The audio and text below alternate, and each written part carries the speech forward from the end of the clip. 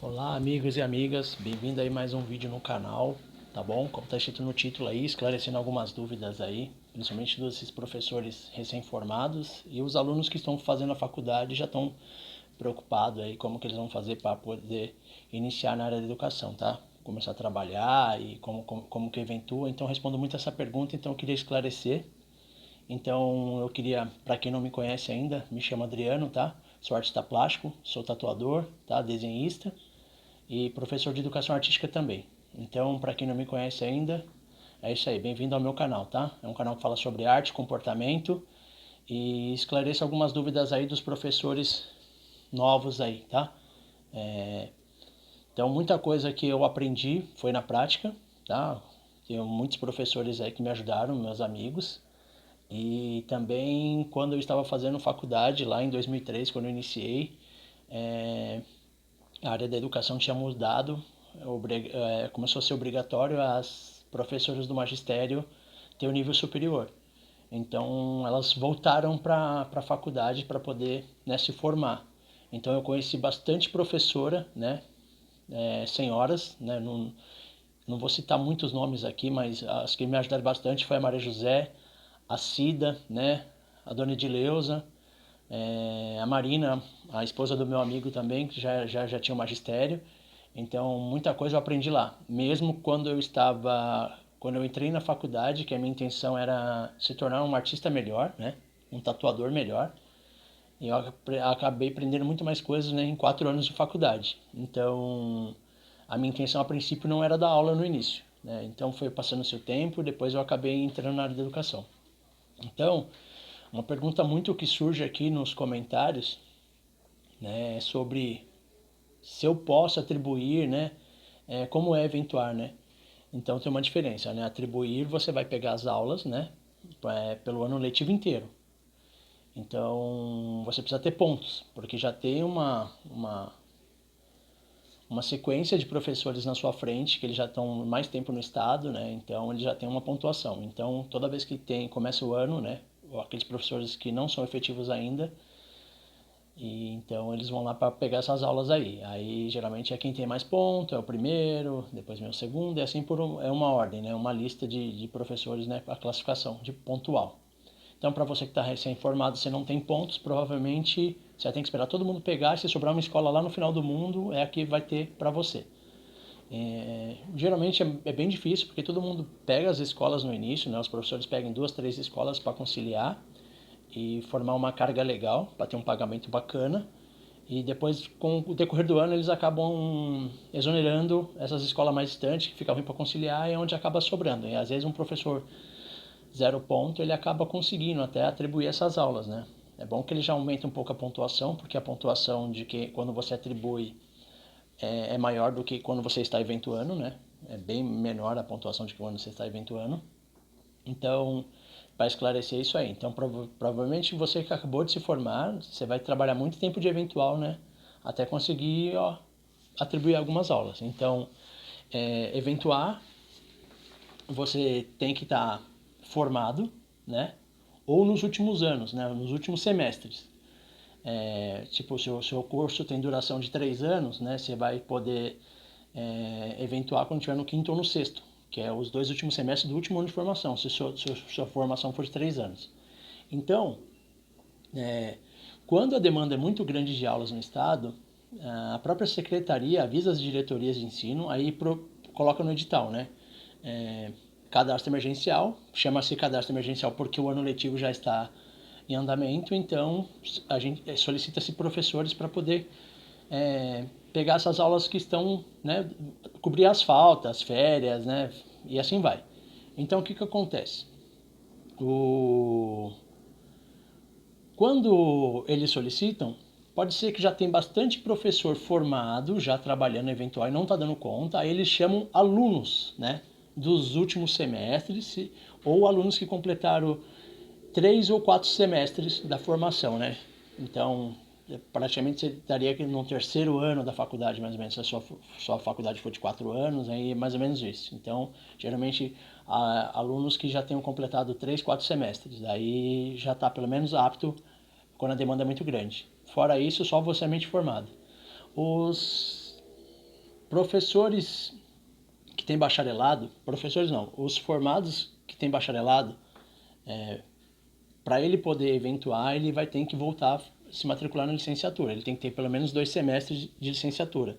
Então, um exemplo, ele é bacharel em educação física e ele está querendo eventuar, ele vai ter que voltar, nem que for a faculdade à distância, né, ou presencial, e vai ter que se matricular novamente em licenciatura e pelo menos fazer 1 ou 2 semestres, né? E as outras matérias, e provavelmente ele, como ele já fez a primeira para ser bacharel, então praticamente já algumas matérias ele não vai ter mais, né? Então ele só vai ter que concluir as básicas para ele poder tá dando aula. Então é isso. Então técnico e bacharel tem que voltar a fazer licenciatura pelo menos 1 ou 2 semestres concluídos, tá? E não tem problema da faculdade ser à distância.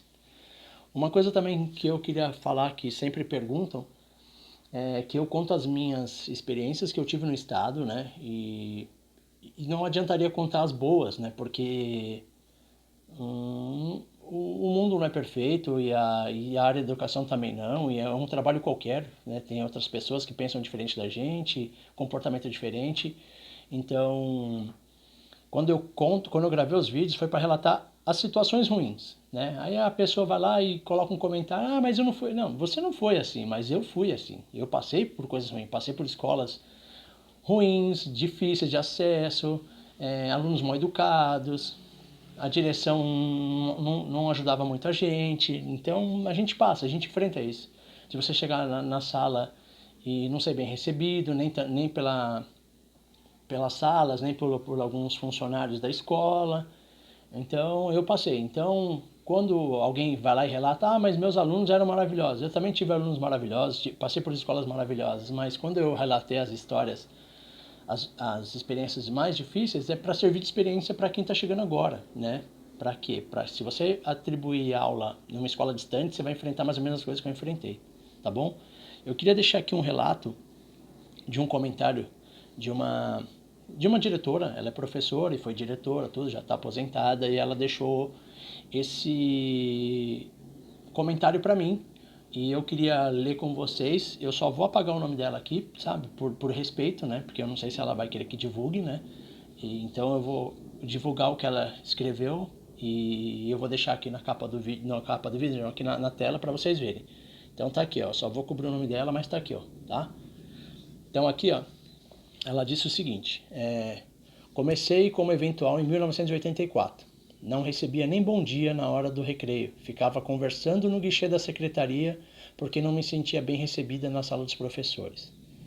Ela se ela prestou concurso, ela conseguiu, ela se tornou efetiva, ela pegou a coordenação, depois ela pegou a direção, e ela sempre deixou bem claro para todos os docentes que a única diferença entre os efetivos, os OFAs, os contratados, os eventuais, os gestores, era somente o tempo de serviço, porque o diploma é o mesmo. Nos 35 anos da rede estadual, sempre vi mais desrespeito do que amizade. Uma pena, porque sem educadores o país não anda. Então, ela deixou isso aqui para mim, e eu vou deixar aqui para vocês verem aqui no cantinho.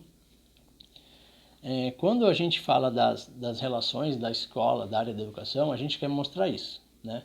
Não importa onde seja, não importa o emprego, eu acho que isso aqui se diz muito mais, né? As situações que a gente passa tanto na área da educação como qualquer firma ou empresa, é a relação humana entre as pessoas, né? Por quê? Pessoas mau caráter sempre vão ter em todos os lugares, pessoas invejosas, pessoas que gostam de colocar as outras para baixo, pessoas que gostam de menosprezar as pessoas. Então, o eventual, ele passa uma série de coisas quando ele entra na área da educação. Então, é isso que eu faço nos meus vídeos. É para vocês que sirva de lição para vocês que estão chegando agora, né? Não tem tanto tempo ainda. Porque eu não quero que vocês vivam o que eu vivi. Então, eu agradeço muito aos professores que me ensinaram como lidar em certas situações. As professoras lá que me ajudaram quando eu estava na época de faculdade, mesmo não querendo trabalhar, ministrar aulas, mas elas me ensinaram bastante, então muita coisa eu aprendi lá. E eu estou fazendo esse vídeo para vocês entenderem. Então, ela passou o que eu também passei. Às vezes você chegar de manhã e dar bom dia e ninguém responder, né? outros professores vão responder. Então aí está na questão de caráter, né? Então as pessoas são ruins, né? Então eu não sei se a pessoa teve um dia ruim na casa dela, no dia anterior, só que não responder um bom dia uma vez é uma coisa. Agora, toda vez que você chegar, você responder, falar um bom dia, as pessoas não responderem, ou um ou outro professor dar um bom dia, balançar a cabeça, né? Então isso você vê que não é parte por você ser eventual, né? É educação, né? Então a pessoa quando ela faz isso é o caráter dela, né? Então ela acha que ela está numa situação melhor, né? Porque ela já está efetiva, né? Ou está temporária, tá com aquelas aulas durante aquele ano. Então eu passei, essa pessoa que também passou. Então, para vocês verem como não é fácil. Então, não importa qual que seja a área. Então, quando eu faço um vídeo, né, é para vocês se prepararem que vocês vão passar situações que eu passei. E se eu não relatasse as piores situações, vocês também, quando for passar, vocês não saberiam o que fazer. Tá bom? E outra também. É, algumas escolas particulares me perguntam muito quem é formado em pedagogia, né, como que funciona as escolas particulares. A escola particular, geralmente você entra no próprio site da escola e lá tem uns linkzinhos, trabalhe conosco. Eles pedem o currículo e eles vão ver mais ou menos qual que é o seu perfil, se você se encaixa com a escola, eles te chamam para uma entrevista. Aí na entrevista é normal, eles vão conversar com você, vão saber a sua experiência, para você seguir o método deles e tudo. Tem umas escolas agora que eles estão pedindo, eu não sei se é só na minha área, tá? Mas pode ser em outras também. É, em artes, eles estão pedindo que a gente seja MEI, né? A gente seja um microempreendedor. Então a gente abre o cadastro como professor particular, né? E portanto que tem uma escola aqui na minha cidade que pediu, eu vou deixar aqui para vocês verem. Eu só vou tampar o nome da escola em cima para não ter problema, tá? E tem uma escola aqui em São Paulo que não pede e tem uma escola em Osasco também que não pede, né? Então algumas pedem, outras não. Então você tem que abrir como microempreendedor. Aí eu pesquisando sobre se era obrigatoriedade de pedir ou não, né? Já que ele vai te contratar para você prestar serviço na escola dele, querendo ou não, você está sendo contratado, né? Porque se for um contrato que você não está sendo contratado, né? Então não teria um contrato. Então eu fui pesquisar no Google e eu vi que isso não é muito legal, né? Porque o que acontece? Desculpa estar com a cabeça baixa aqui, porque eu estou com outro celular, então eu vou tentar mostrar para vocês aqui. Ó, eu vou colocar aqui, tá? Vou deixar aqui no canto a imagem maior. Ó, mas eu pesquisei o seguinte: o MEI não pode guardar cumulativamente com o contrato de serviço, relação de personalidade, subordinação e habitualidade, sob penas de exclusão do Simples Nacional. Os caras podem dar uma tesourada no MEI. Portanto, não aconselhamos a escola a contratar um professor como MEI sob pena de ser questionado do vínculo empregatício. Se ele está te chamando para trabalhar, você vai prestar serviço. E isso vai dar como vínculo, né? Porque se você é um MEI e você tem horário para cumprir, então você já está sendo um contratado. Então, qual que é a diferença de você não ter o MEI e te contratar? E se você tem um MEI, você também vai cair no vínculo empregatício. Você vai ter horário para entrar e horário para sair. E geralmente, quem tem professor particular, que tem, no caso de artes, a gente tem estúdio, a gente tem um ateliê grande, né? Como que você vai dispor das suas horas para lecionar em outro lugar, receber os critérios da escola para poder praticar aquela atividade lá? Você não vai ser tão bem remunerado como você trabalha, né? Quando você tem seu estúdio, né? Você tem seu ateliê, você tem seus alunos, tem tudo. E eles querem isso, né? Então, para vocês verem que não é só a dificuldade no estado de conseguir fazer o cadastro para começar a trabalhar. Eu vejo que depois que começaram essas plataformas digitais, tudo se tornou muito mais difícil, né? Porque quando um professor ele vai sair de férias, ele está um efetivo, né? Ou até um temporário, ele vai sair de férias. Essas aulas ela vai para a direção e a direção tem que fazer um edital e publicar. Então pode vir outro professor de qualquer lugar e atribuir essas aulas, né? Naquela classificação de pontos, né?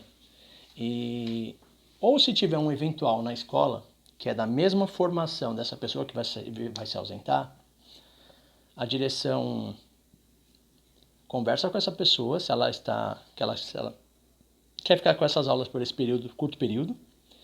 Ela avisa a direção, né? Ela avisa a diretoria, ela avisa a secretaria, né? Se poderia ceder para esse professor que já está lá, que já faz parte do quadro, se poderia passar essas aulas para ele nesse tempo limitado, né? Nesse tempo que o outro estará fora, ausente.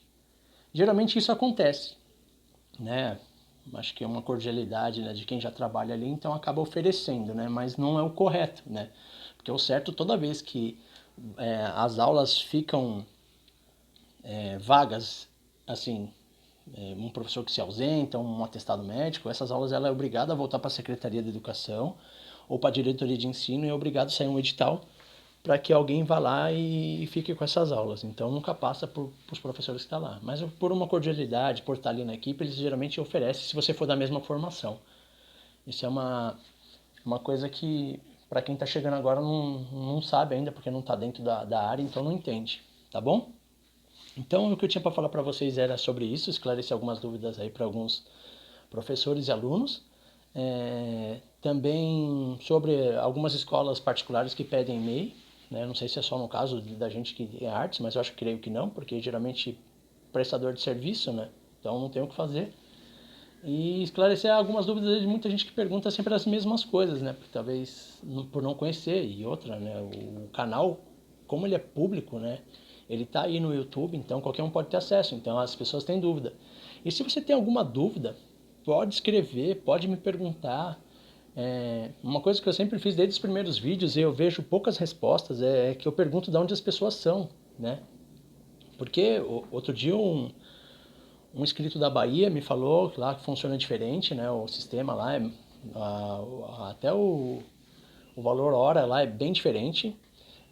Um aqui também de Minas Gerais estava falando que lá é bem mais fácil, né, para você se efetivar. Você presta a prova, tudo, mas é bem mais fácil. E também uma inscrita de Brasília disse que lá, até para eventual, você faz uma prova, né? Você faz prova, tudo, né? Então, não é só o fato de você ir lá se cadastrar, né? Você tem que fazer uma prova ainda. Então, a gente vê que cada estado é diferente. Então, por isso que eu sempre peço para vocês falarem de onde vocês são, se vocês têm alguma dúvida, tá bom? Então, o vídeo de hoje era sobre isso. Agradecer a todos, né, que sempre me perguntam, que eu consiga responder. E desejo boa sorte a todos. E para quem gostou aí, se quiser compartilhar ou se inscrever aí, sinta-se à vontade. E é o que eu tinha para falar era sobre isso hoje, tá bom? Eu tô meio sumido aí porque eu não tô conseguindo gravar, eu tô fazendo outros trabalhos também. Mas toda vez que eu puder, e eu vou continuar sempre fazendo, e eu vou tentar sempre postar uma coisa com mais frequência, né? Só que quando a gente vai gravar com alguém de fora, qualquer matéria sobre artes, aí a gente tem que conciliar horário, então é muito mais difícil, né, falar de outros assuntos nesse momento. E quando eu posso falar da área da educação, eu posso falar como eu tenho mais propriedade sobre esse assunto, então eu posso gravar sozinho e eu posso editar mais rápido, tá bom? Então o vídeo de hoje era sobre isso. Até a próxima. Abraço.